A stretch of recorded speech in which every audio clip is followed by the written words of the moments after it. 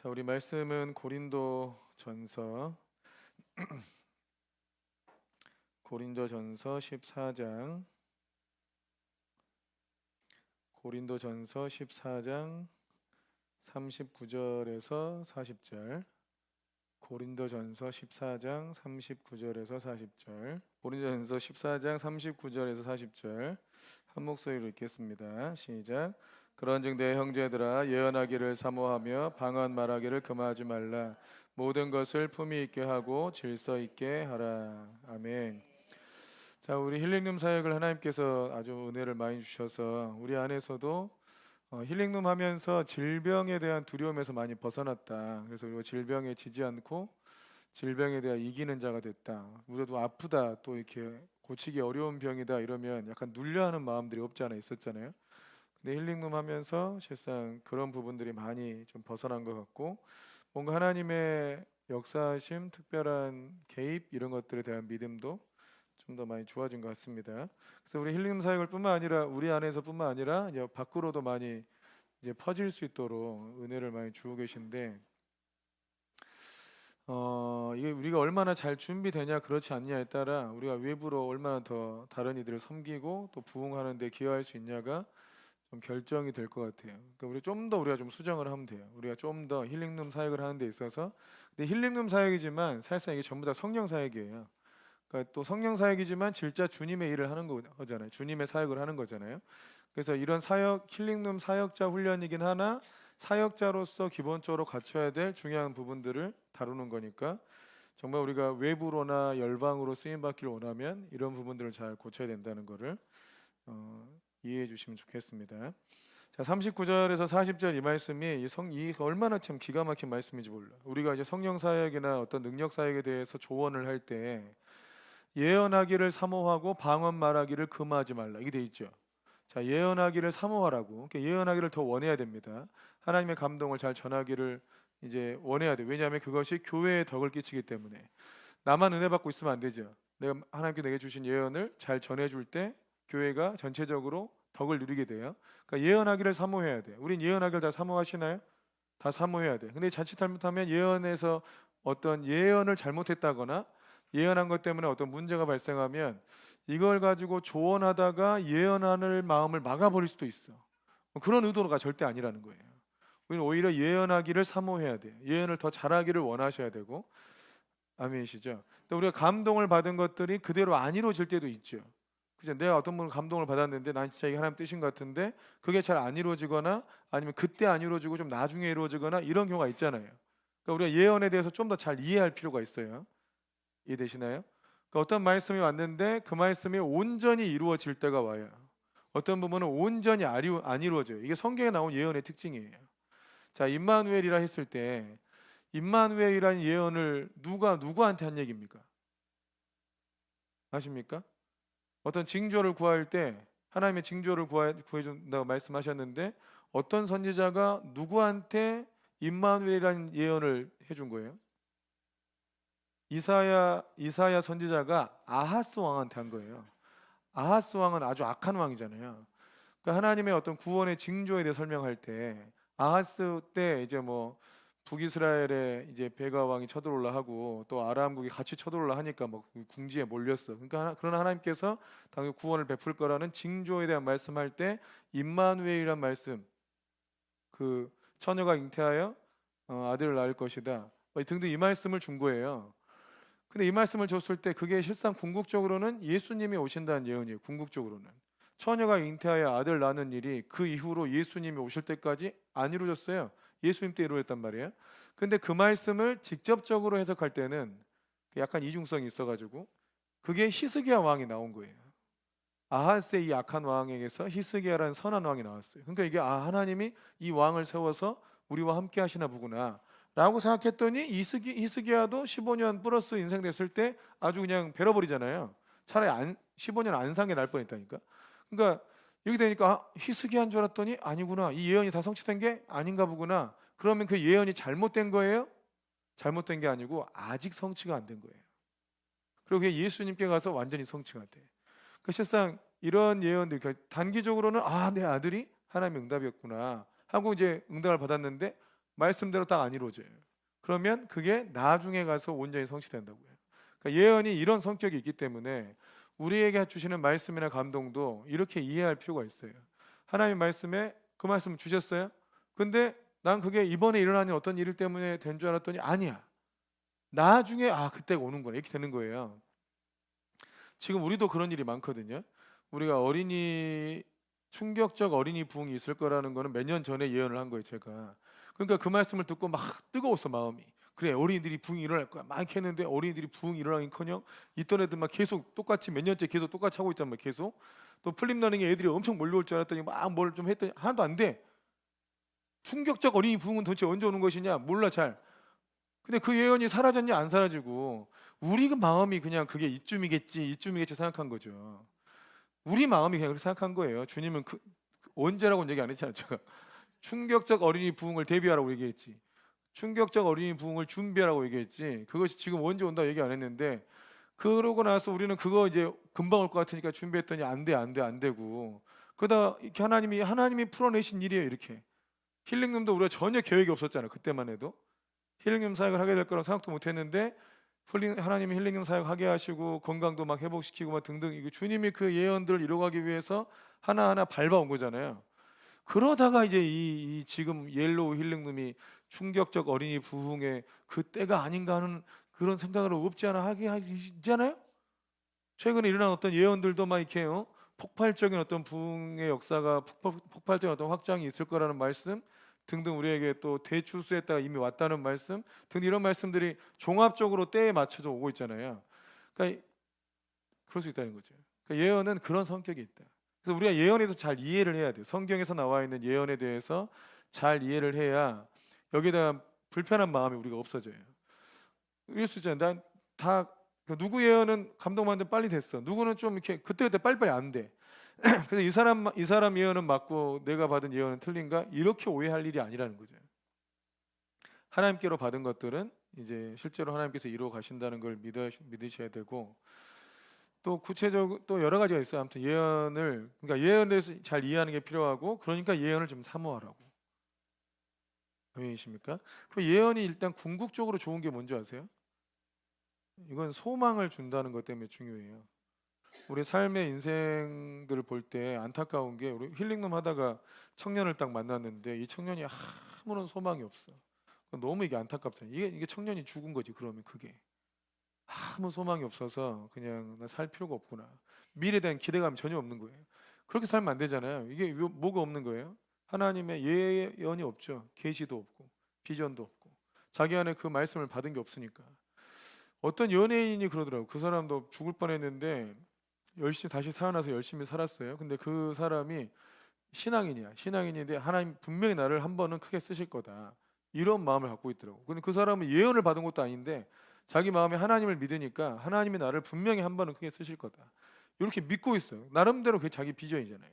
그러니까 굉장히 어려운 시간들을 이겨낼 수 있는 거예요.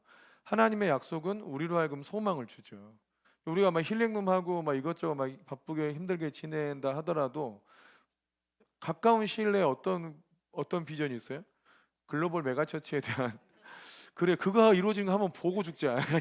이런 그게 어떻게 이루어지? 이거는 시기가 나와 있잖아요. 5년 뒤 제가 50살 되는 해에 그때쯤 되면 우리가 글로벌 메가처치의 비전이 이제 성취될 것이다. 이런 것들이 나와 있잖아요.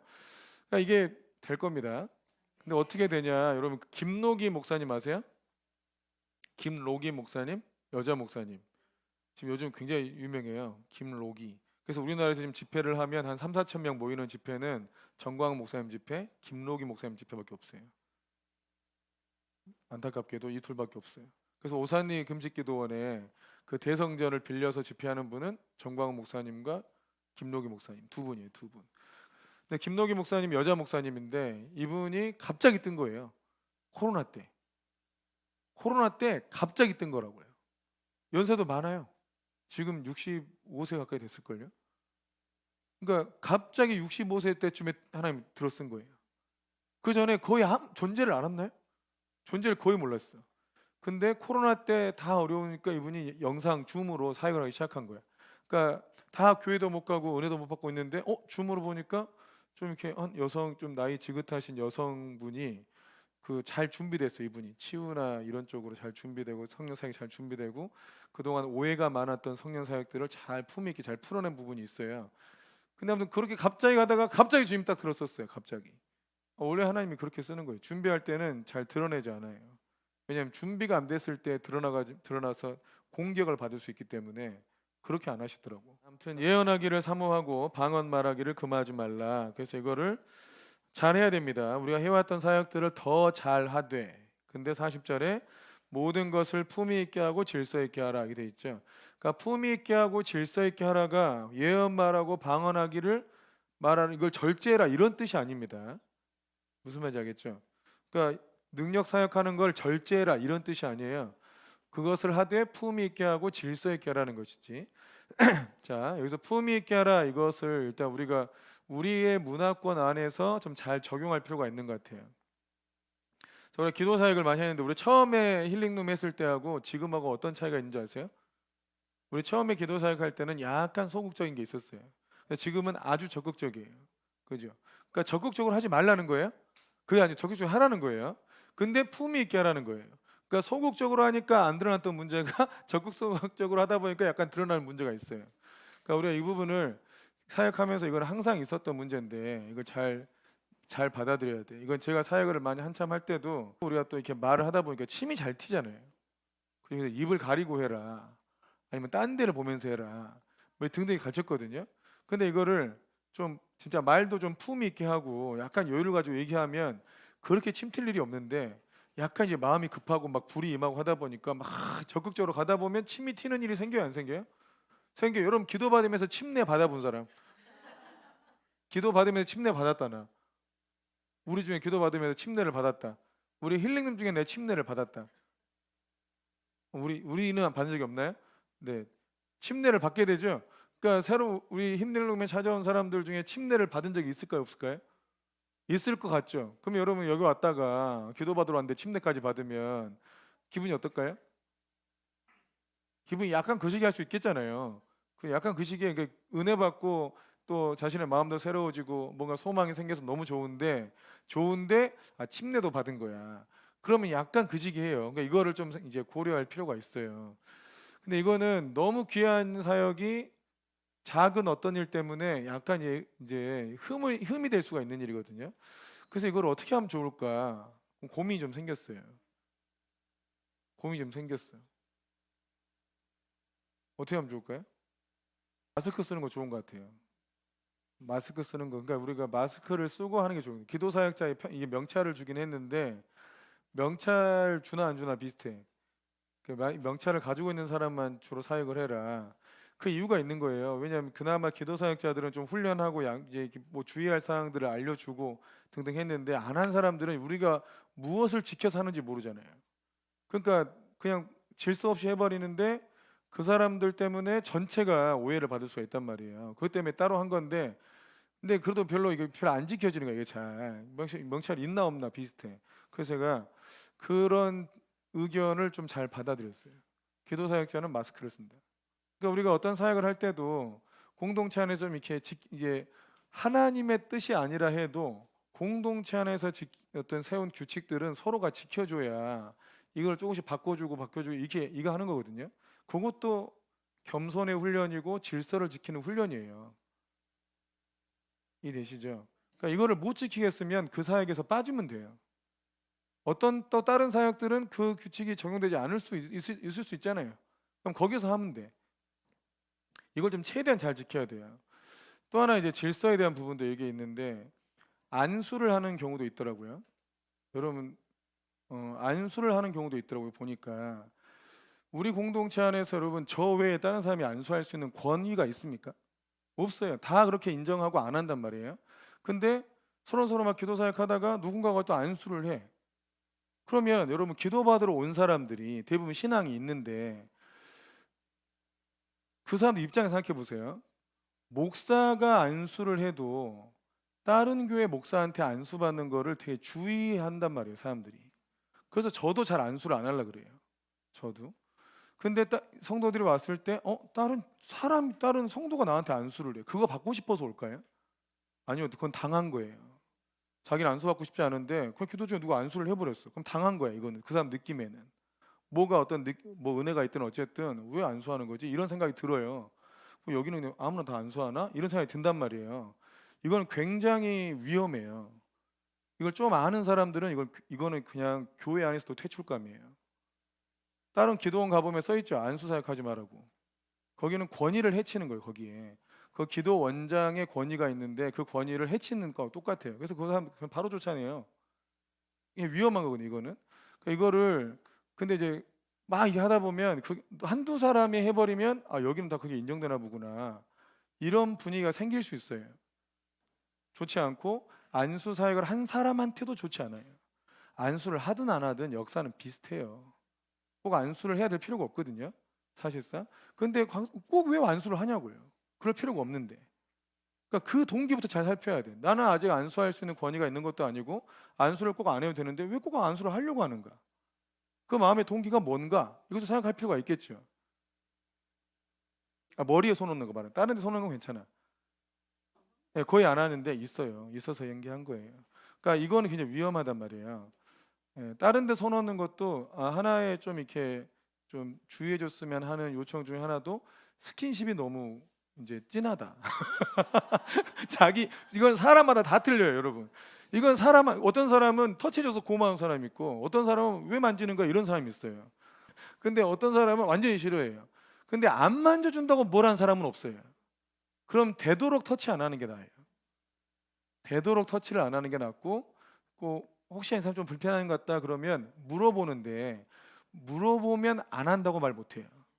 그래서 또 웬만하면 안 하는 게 나아요. 웬만하면. 근데 또 어떤 경우는 감동을 크게 주셔가지고 딱 이렇게 안아주면 펑펑 우는 사람도 있어요. 그 자기를 안아준 것에 너무 감동한 사람도 있어요. 그러니까 이걸 아주 잘해야 돼요, 여러분. 그러니까 제가 어디 사역을 했는데 이 형제야 형제 놓고 막 같이 기도해주고 있는데 마음에 이 형제를 안아주고 싶은 마음을 막 주는 거예요 하나님이. 그래서 제가 딱 품었게 저도 딱 누굴 막 스킨십 막 하는 스타일이 아닌데 딱 이렇게 안고 기도했는데 그러나 또 나는 좀 이렇게 민망해서 좀 또 얘가 싫으면 어떡하지 이런 생각도 들고 또 여름 수련회 했다 가지고 막 서로 막 겨드랑이 냄새 나고 막 이럴 때야 막 그러니까 이게 막 더 민망하고 이랬는데 끝나고 나니까 그 형제가 저한테 찾아와서 그러는 거예요. 왜 자기를 안아줬니? 그래서 뜨, 뜨끔했어요. 왜 자기를 안았냐요. 뜨끔했어요. 근데 안아줘서 너무 고마웠다는 거예요. 꼭 진짜 하나님이 안아주는 것 같았대. 그래서 그때는 괜찮아. 저도 해주고 싶지 않고 민망한데 마음 들어서 했는데 굉장히 감동받고 괜찮았어요. 그럴 때 너무 좋아. 또 하나는 우리 여러분들 기억하실런가 모르겠는데 어떤 형제가 왔는데 청년이 왔는데 같이 기도하고 주겠는데 그 형제가 막 뭔가 가정도 힘들고 어머니 막 이단에 빠지고 이래가지고 막 힘들어하는 형제였어요. 근데 걔가 또 뭐 신학한다고 막 이랬는데 거기 원래 있던 교회에서는 막 뭐라 하고 막 이런 형제였는데 기도할 때 그 형제를 안아주라는 마음이 왔거든요. 그래서 안 했어요. 안 했는데 결국 그 형제가 교회를 떠났어요. 자꾸 마음에 걸리는 거야. 그때 내가 안아줬어야 되는 거 아닌가?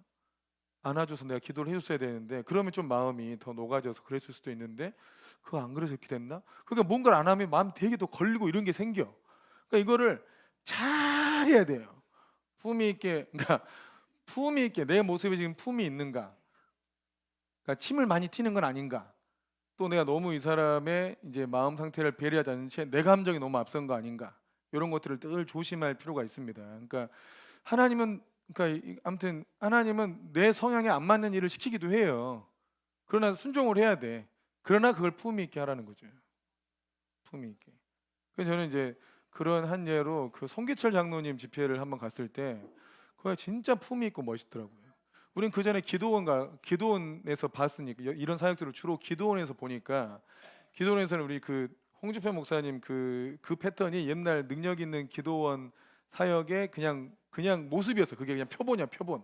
불러 막 이런 거 있잖아요. 그 표본이야. 다 그렇게 불러 막 이렇게 하고 막 세게 얘기하고 또 약간 이렇게 너무 권위적으로 얘기하고 이런 게 있거든요. 근데 송기철 장로님이 아무래도 그분이 좀 이렇게 박사이기도 하고 사회적으로 지위도 있고 하니까 좀 품위가 있잖아요. 불로를 fire 이렇게 하는 거예요. 처음 봤어. 와 이렇게도 되는구나.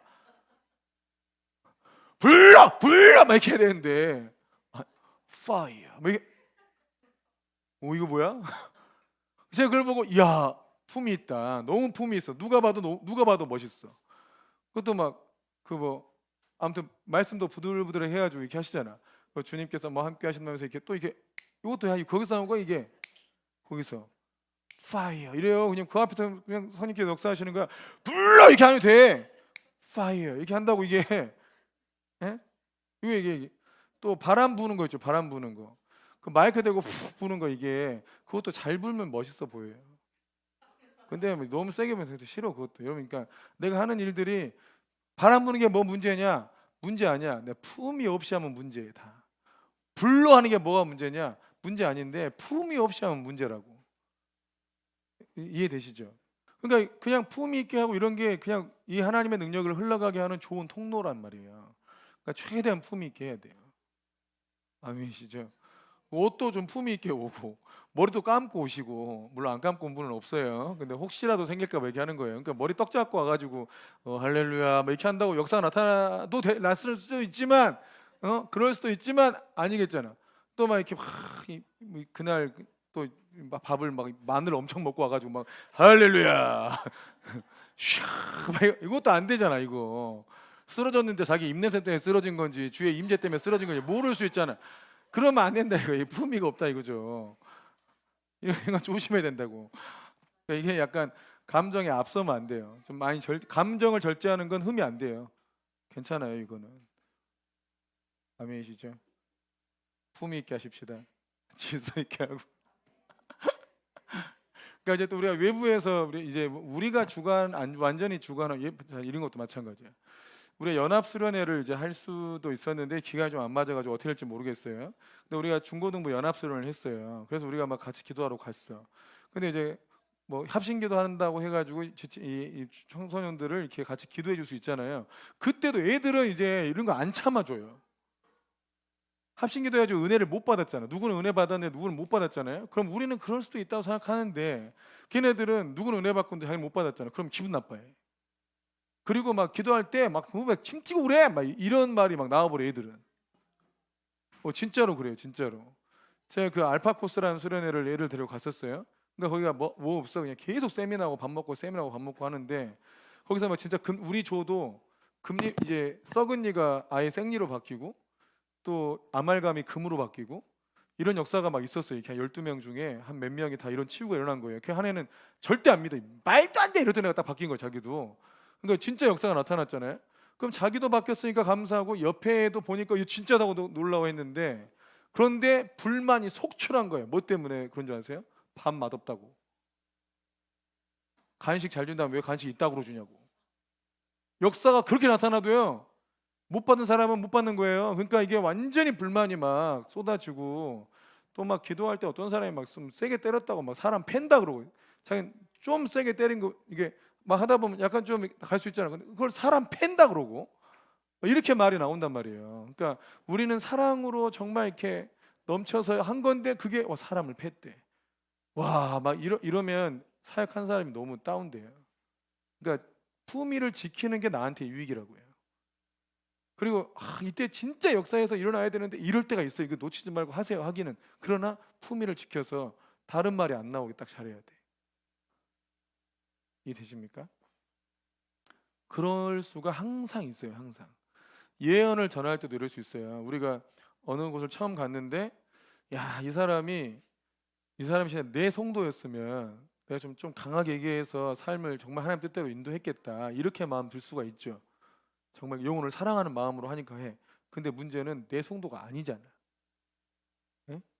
문제 현실은 내 성도가 아니라고요. 우리와 같은 관계면 좀 무거운 말씀이 와도 잘 이렇게 전해주고 무거운 말씀 와도 우리라도 무겁게 안전하잖아요. 이런 감동이 오는데 기도해 보세요. 이렇게 얘기하든지 그러고 말지. 그리고 나머지 그 사람이 순종할지 말지는 그 사람 몫이죠. 근데 하나님 말씀이 강하게 왔다 그래서 순종하세요! 이렇게 할 수 없잖아. 그죠? 그러면 안 되죠. 또 나랑 관계도 없는 처음 만났어. 근데 막 세게 얘기해. 이러면 그게 하나님 뜻이라 해도요. 다시는 그 사람한테 사역받고 싶어 하지 않아요. 다시는 만나고 싶어 하지 않는다고. 그러니까 그 장소에서 만날 수 있어요. 근데 다시는 안 봐. 그 사람 온다 그러면 그 자리에 안 와버려요. 이런 일이 생겨요. 또 왜 우리가 세게 얘기한다는 게 말을 세게 하고 그 사람 기분 나쁘게 한다는 뜻이 아닙니다. 세게 얘기한다는 거는 반복적으로 얘기해도 세게 얘기한 거잖아요. 응? 꼭 기도해 보세요. 이 부분 기도해 보세요. 근데 잘 안 받는 것 같아. 또 얘기해드리고 또 얘기해드리고 품위 있게 계속해서 반복적으로 얘기해도 되는 거예요. 강조를. 그러니까 그런 부분들을 잘 이렇게 이게 잘 받아들여야 된다. 이런 거를. 그러니까 상대방이 어떻게 생각할까 이런 것들을 좀 잘 생각해야 됩니다. 사역을 할 때. 그러니까 포인트를 꼭 능력으로 사역한다 이게 아니고 항상 사랑으로 사역한다. 못 받아들인 사람들이 있을 수 있기 때문에 배려한다. 그러나 예언하기를 사모하고 방언 말하기를 금하지 말라. 그러니까 우리가 하나님 주신 감동으로 최선을 다해서 더 적극적으로 사역을 하되 이런 부분이 있을 수 있으니 이런 부분은 조심하자. 이렇게 딱 정리하면 좋을 것 같습니다. 그러니까 우리가 사역을 할 때 예언하기를 사모하고 방언 말하기를 금하지 않아야 된다. 근데 여기서 말하는 방언 말하기는 우리가 기도할 때 방언 그걸 얘기한 게 아닙니다. 그걸 얘기한 게 아니에요. 여기서 말하는 방언 말하기는 대표적으로 방언하는 걸 얘기하는 거예요. 모임 중에 방언이 강하게 임해가지고 막 세게 할 때 있죠. 그런 방언들이 올 때가 있어. 오늘 우리는 그게 잘 안 하는데 오시는 분들이 있을 수 있거든요. 그러니까 자기 혼자 기도하는 거 말고 왠지 모르게 전체적으로 방언을 해야 될 것 같은 마음이 올 때는 얘기를 하세요. 그거는. 근데 방언을 이제 그때 마이크 들고 해야죠. 그 길지 않아요. 잠깐 하는 거예요. 그럼 또 회중 중에 그걸 통역하는 사람이 생겨요. 그러니까 그것도 잘 이루어져야 되는데 그 방언 말하게 해버리면 모르는 사람들이 오해할 거 아니에요. 그래도 금하지 말라는 거예요. 그걸 하라. 또 통역해주고 그 사역을 하라. 그러나 품위 있게 하라. 이렇게 하지 말고 이렇게 아름답게 하고 파이어. 그러니까 우리가 사역을 해 나가면서 최대한 품위 있고 또 질서 있게 이거를 항상 그러니까 품위 있고 질서 있구나 이러면 모르는 사람이 봐도 괜찮아. 지금 내가 기도받고 싶지 않은데 하는 거 보니까 너무 품위 있고 질서 있어. 그러면 내 다음에는 기도받아야지 이런 생각이 든다 이거죠. 그러니까 우리가 이제 이런 부분 좀 더 이렇게 보완하자 하면 우리가 그 성령 집회 했을 때도 우리가 부르짖는 기도를 하잖아요. 이러다 보니까 이게 일반 사람이 볼 때 일단 품위 있게 안 보여요. 부르짖는 기도가 무섭게 느껴져. 그죠? 여러분 그 유튜브 영상 같은 거 봐보세요. 막 이게 하면 댓글들이 대부분 안 좋죠. 근데 그거는 성경에 나왔기 때문에 믿지 않는 자들은 이상하게 보는 거예요. 그건 상관하는 건 아닌데 우리가 막 뜨겁게 기도하다 보면 자칫 품위와 질서를 어길 수가 있다. 질서는 아까 안수 얘기도 있지만 그 상대방에 대한 질서도 있어요. 그 나이에 대한 질서도 있잖아요. 우리 여러분 그 아무리 영적 권위가 있다 한들 나이를 무시하면 됩니까 안 됩니까? 그럼 안 돼요. 진짜 우리 공동체 안에서도 나이 대접은 해야 돼요. 예? 꼭 해야 돼 나이 대접은. 이해되십니까? 예, 흰머리 앞에 일어서라. 연세 있는 분한테는 품위 있고 예의 더 예의 있게 해야 돼. 그 사람이 육적이든 어쩌든 예의를 지켜야지 일단은. 근데 육적인 분들에서 더 그래. 예의나 이런 거 되게 중요하게 여기잖아요. 근데 영적이라는 것들이 어떻게 나보다 나이도 어린 것이 저렇게 함부로 나한테 하냐고. 어? 이렇게 나올 수밖에 없게 되는 거예요. 그걸 이상하게 생각하면 안 돼. 그러니까 자기가 예의를 안 지킨 게 문제인 거지. 그러니까 예의는 잘 지키는 게 너무너무 중요해요. 아멘이십니까? 진짜 어른들한테 막 함부로 하지 마세요. 절대로. 여러분 그게 영적 권위가 육적 권위보다 높다 이거 따지는 게 아니에요. 둘 다 존중해야지. 내가 영적 권위는 있을 수 있지. 그러나 또 아버지잖아. 여러분 저희 아버지한테 안수 안 합니다. 예? 저희 아버지한테 절대 안수 안 해요. 무슨 제가 안수를 받지 저를 축복해 달라고 하고 제가 무릎 꿇고 가서 안수를 받고 있지. 제가 뭐 어떻게 아버지를 안수해? 아프신데 어깨나 이런데 아프니 어깨에 서놓고 기도를 하지. 그냥 환부에 서놓고 기도하는 거예요. 환부에. 어디 아버지한테 감히 개념이 없어도 그렇게 개념 없는데 무슨 하나님의 권위를 인정하겠어요? 그 절대 그러니까 연세 있는 분한테는 아무튼 잘 존중하고 섬기는 게 맞다. 그러니까 실수하셔도 그냥 그러려니 해야 돼요. 아시겠죠? 근데 그게 육적으로 보여도 그냥 그러려니 하세요. 뭐 어쩌겠어요. 자, 이 부분을 꼭 잘 기억하시면 좋겠습니다. 그러니까 우리가 지난주에는 사역자들은 뭐 하지 마라? 시험 들지 마라. 그러니까 어떻게 왜 시험 드느냐? 이게 서로 사랑하는 게 우선이잖아요. 지체를 내가 사랑해야 된다. 늘 사랑해야 한다. 요게 모든 순간 사랑해야 한다. 이래야 시험이 안 들어요. 그러니까 마틴 노이 존스의 그 영적 침체라는 두꺼운 책이 있어요. 거기에 핵심 결론이 뭐냐면 왜 영적 침체가 오느냐?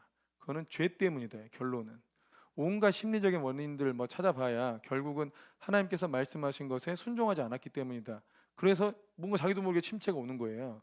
그러니까 그 하와가 침체가 온 이유는 뱀의 말을 들었기 때문이죠. 그러니까 무엇을 듣기를 삼가해야 되는데 하나님께로부터 오지 않은 다른 말을 들었어요. 그게 죄거든요.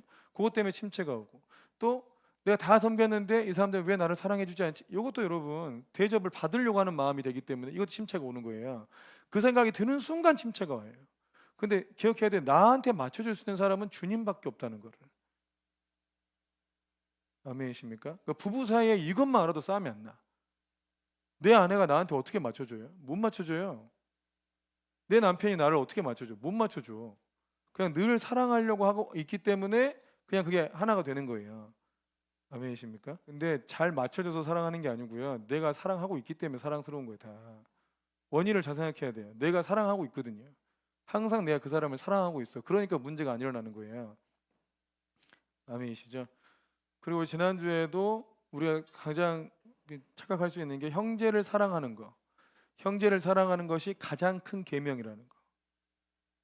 그럼 형제를 사랑하는 게 가장 큰 계명이다. 그걸 하나님 사랑하듯 사랑해야 됩니다. 여러분 하나님께서 내게 하신 일이 좀 이해 안 된다고 하나님 미워합니까? 그렇지 않죠. 형제의 반응이 내가 기대하는 것과 나타나지 않는다 하더라도 우리 형제를 미워하면 안 돼요. 그냥 사랑하는 거예요, 계속. 자, 내가 키운 것도 아니지. 하나님이 다 키웠는데 하나님이 자라게 하시는 거죠. 제자들을 볼 때 스승 입장에서 제자들을 볼 때 제자이 정말 마음에 흡족하게 행동을 할까요? 안 해요, 안 해. 여러분 그런 제자가 없어요, 원래. 그럴 수 없는 거예요. 근데 그런 제자가 없다 이렇게 말하지도 않아요. 왜냐하면 스승 입장에서 늘 사랑을 주는 입장이니까. 이해하고 배려하고 어떻게든 잘 되기를 바라는 입장이니까 그런 거 서운해하지도 않는 거예요. 근데 받으려고 하면 다 서운해요. 은퇴한 분들이 왜 빨리 죽는지 아세요? 네, 현역에서는 잘 받았거든요. 계속 대접받고 존중받고 막 때 되면 막 선물 갖다 퍼붓고 막 이렇게 했는데 은퇴하니까 힘 없어지니까 아무도 안 하거든. 할 필요가 없으니까 안 해. 그러니까 굉장히 막 다운되고 힘들어해요. 그러다 빨리 죽어요. 그 이유가 그거 대접받고자 하는 마음을 버리지 못해서 그런 거예요. 근데 늘상 대접하고 산 사람들, 섬기고 산 사람들은 은퇴하면서 완전 자유로워져요. 근데 대접을 받고 산 사람들은 은퇴하면 죽어요. 은퇴 목사가 돼도 그래요. 목사가 계속 대접받고 산 목사들은 은퇴하자마자 그 대접이 이제 안 오잖아요. 안 와요. 절대 안 옵니다. 대형교도 안 옵니다. 대형교도 오로지 막 원로 목사님께 집중파 있다가 원로로 딱 빠지잖아요. 그럼 그 선물들이 전부 다 담임한테 가요. 그리고 원로한테는 안 가요. 그러니까 뒤에서 원로 목사님 완전 시험 들어 서운해가지고 또 담임 목사가 나눠주면 좋잖아. 안 나눠줘 이 인간도. 그러니까 완전 서운해가지고 또 성도들한테 너무 서운해. 내가 다 키운 제자고 내 제자고 내가 너희들 결혼시키고 내가 너희들 다 병 고쳐주고 내가 너희들 다 구원해줬는데 이 새끼는 담임 바뀌었다고 이렇게 나를 홀대하고 이 생각하면 그냥 빨리 죽어야 돼 그냥. 여러분 그 생각에서 못 벗어나면 그 사람이 잘못인 게 아니고 그 성도들이 잘못인 게 아니고요. 그 원로 목사님이 얼른 돌아가셔야 돼요. 그 생각하면서 왜 살 거냐고. 대접을 하는 사람에서 대접을 받고자 해버리니까 계속 대접을 받고자 해버리니까 거기에 딱 시험 드는 거예요. 사역자들은 대접을 받고자 하는 게 아니고 내 생명을 대속물로도 주려고 온 사람들이다. 주께서 대접받고자 하지 않았고 대접을 하러 오신 것처럼 우리도 어떤 지체들한테든 대접을 하려고 해야 된다. 받으려고 하면 안 된다. 그러니까 사역자의 자세는 무조건 대접하고 먼저 사랑하고 먼저 섬기고 이게 되는 게 사역자예요. 아멘이십니까? 우리 교회에서 떠난 많은 지체들이 대부분이 한 절반 정도는 이것 때문이에요.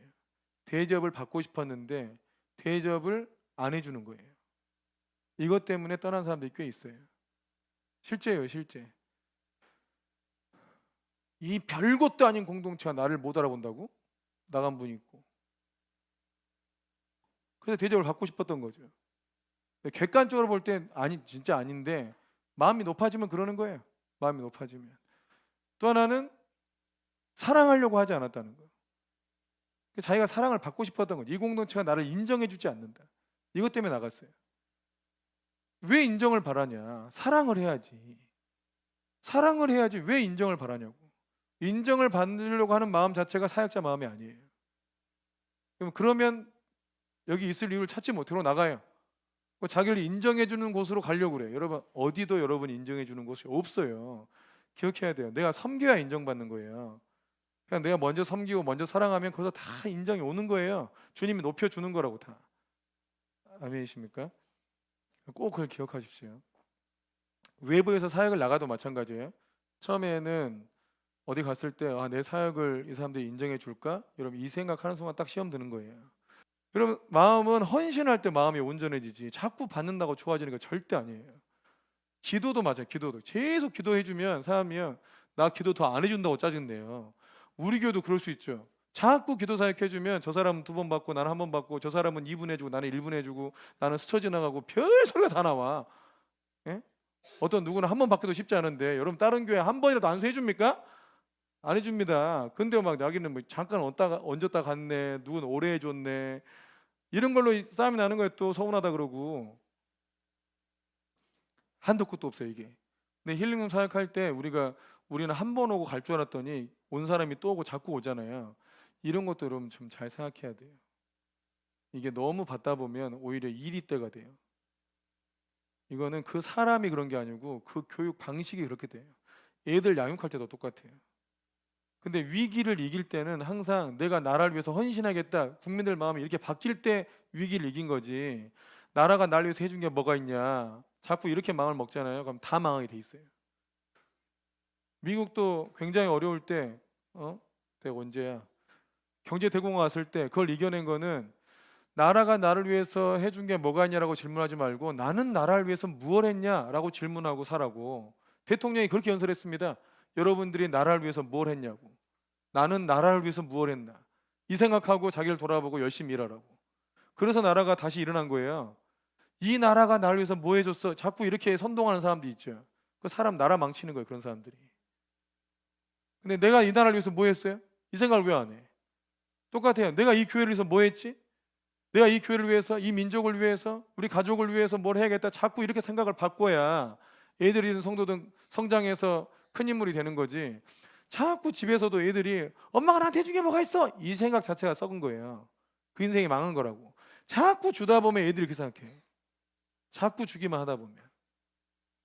그러니까 우리도 마찬가지예요. 우리도 성도들 여러분, 우리도 마찬가지로 이 교회가 나한테 해준 게 뭐가 있어? 이 사람 딱 시험 든 거예요. 그거는 해준 거 많아요. 근데 시험 든 거예요. 그게 오히려 나는 받은 은혜가 많은데 내가 이 교회를 위해서 뭘 했나, 내가 있어서 이 교회가 뭐가 나아졌나, 이 생각해야 돼요 늘. 그러면 훨씬 자기 자신도 부흥하고 교회도 부흥해요. 시험 드는 건 대접 받으려고 하기 때문에 시험 들어요. 생각을 바꿔야 된다고 계속. 그러니까 사역자의 마인드를 기억하세요. 늘 대접하려고 해야 된다는 거. 그리고 적극적으로 하되 품위 있고 질서 있게 하자는 거. 아멘이시죠? 그러니까 적극적으로 하다가 일어나는 실수는 괜찮습니다. 그걸 뭘 하는 건 절대 아닙니다. 근데 이 품위와 질서를 좀 이게 배워 나가는 거예요, 계속. 아멘.